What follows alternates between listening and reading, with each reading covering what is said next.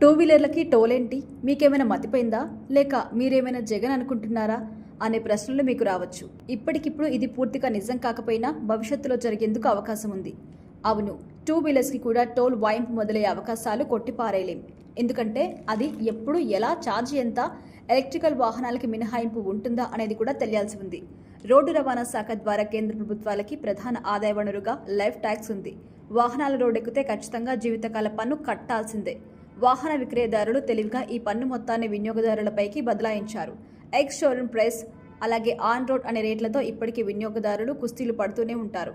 పోనీ ఒకసారి కట్టే పన్నే కదా అనుకుంటే ఆ తర్వాత వాహనాలు ఎప్పుడు బయటకు తీసినా టోల్ ట్యాక్స్ రూపంలో జేబుకు చిల్లు పడుతూనే ఉంటుంది. కార్లు మొదలుకొని 4 చక్రాల వాహనాలు, ఆపై వాహనాలన్నింటికీ టోల్ కట్టాల్సిందే. ఇకపై ఇది టూ వీలర్స్కి కూడా వర్తిస్తుంది అంటూ వార్తలొస్తున్నాయి. ఇప్పటి వరకు టూ వీలర్లకి టోల్ ఛార్జీలు లేకుండా హైవేస్కి అనుమతిస్తున్నారు. జూలై 15 నుంచి టూ వీలర్స్కి కూడా టోల్ ఛార్జీలు వసూలు చేస్తారని అంటున్నారు. ఇప్పటి వరకు ఫ్రీ పాస్ లాగా వాహనాలని హైవేలపైకి అనుమతించారని, ఇకపై అది జరగదు అంటున్నారు. టూ వీలర్ల టోల్ ఛార్జ్ వార్తలపై ప్రభుత్వం అధికారికంగా స్పందించలేదు. అలాగని ఈ వార్తల్ని కొట్టిపారేయలేదు. వాస్తవంగా టోల్ ఛార్జీల మోత మోగించే ముందు ఇలాంటి లీకులు ఇవ్వడం ప్రభుత్వాలకి, నాయకులకి అలవాటే. ఇదే క్రమంలో ఈ వార్తలు బయటకొచ్చాయని అనుమానిస్తున్నారు వాహనదారులు.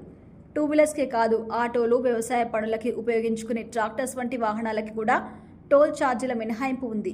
మరి బైకులకు మాత్రమే టోల్ వసూలు చేస్తే ఆటోలు కూడా ఆ పరిధిలోకి వస్తాయా లేదా అన్నది తేలాల్సి ఉంది. ఆటోలకి కూడా టోల్ వసూలు చేస్తే ప్రయాణాలు మరింత భారం అవుతాయి. అసలు టూ వీలర్ టోల్ ఛార్జ్ పైనే ప్రజలు పెద్ద ఎత్తున మండిపడే అవకాశం ఉంది.